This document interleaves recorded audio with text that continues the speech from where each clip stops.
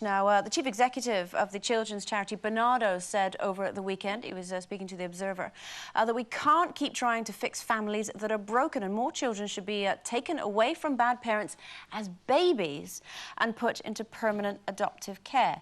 Now, obviously, you know, he's very well equipped to have an opinion on this, but what do we think? Do you think this is the right way to go? It. And I think you have to be very careful how you understand what he's saying. The point about taking children away from families is one thing, but a lot of these children haven't got families. They've got often young girls who get pregnant who actually, with the truth be known, don't want the baby. But, you know, in the old days when you got pregnant, it was a kind of shame, you know, and everybody kept it under the table, and your baby was put up for adoption, and with any luck, you know, it went into and mostly it went into a good home.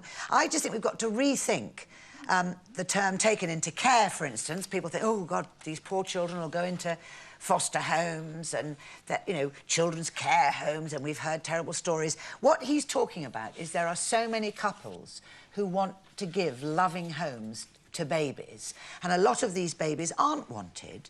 They're kept in the family, or what stands for a family, partly, I hate to say it, you know, to get some money. You know, there's no denying that. Yeah, but who decides? Who makes that decision? You know, the way he's talking, it's almost like saying, well, let's just take them away because we think people might be bad parents. You know, some people might be born into, you know, less than satisfactory circumstances, you know, not the ideal, but that doesn't mean to say they're going to be bad parents. I think he has a point in that there are certain...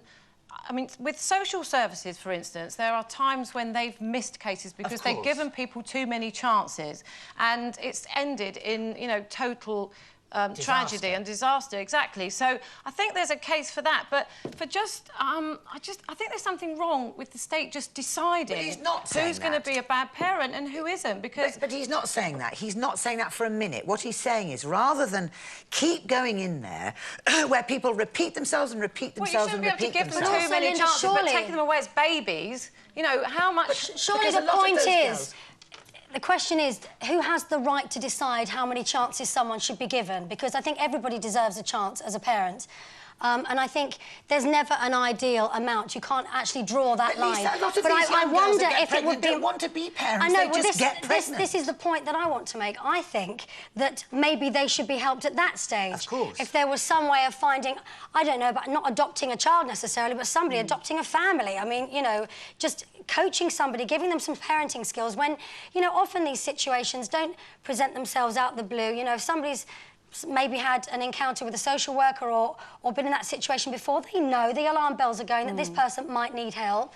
Well, and I don't think we care enough as a society. I think we judge women and we judge people at the way they bring up their children. I think if we all maybe tried to help each other a little bit more... I think that one, you know, you mentioned there about, you know, it's not all necessarily single mothers. You mentioned a lot of, you know, young girls just having babies perhaps for financial benefit. Yes, that does happen. It's well documented that does happen. And there is also a lot of care out there that is available. I think, you know, perhaps what we need to ask is maybe it will put people off asking for help if they think that there's more of a chance of their child maybe taken away, but especially perhaps a second and third child, if they've had trouble in the past with older children, and that has maybe set a sort of precedent. If they are then having trouble with a baby, maybe that's what we need to anyone who was smart enough or open enough to come forward and say, I'm in trouble, then I think people would respect that. Yes. Well, there are glaringly obvious cases. We all know that. And, you know, everyone can sit there and say there are people who really shouldn't be allowed to have any more children, but you can't do that. So maybe he's right in that sense. Maybe he's right in saying that those kinds of people who really have, you know, no interest in their children apart from the financial side of it, perhaps, you know, it's like maybe just take them away then and give them a better life. I think there is a case for that, but not just looking at, you know, and the government have talked about it before, sort of doing profiling on certain families and the way they live, and then deciding what happens to their kids, because you can't have that much state interference. That's not what he's saying, Carol, and all he's trying to do is shift the focus. The government have said that in the past. But he's not the government. I know he's not. He's Bernardo's. The point is that what he's trying to say to people is to look at it from a different angle. We've tried all the... You know, social services go in. There are lots of people out there now who've never worked in their lives, who have no understanding of what a family exists of. But there isn't any one person or any one body of people that has the right to turn around to somebody and say, I'm taking your kid away from you. But they're not all bad. I know they're going up for They're not adoption. going to say it like that. He's trying to introduce a new way of thinking about how we can deal with a lot of people in situations that they can't handle, Lisa. And also, as well, when you read some of the shocking things that are in the paper at the moment, to be honest, it would be good if somebody stood up and said, actually, you're not fit to have children. Some of the hideous, hideous things that parents do to their children. I think, fair enough. OK, now...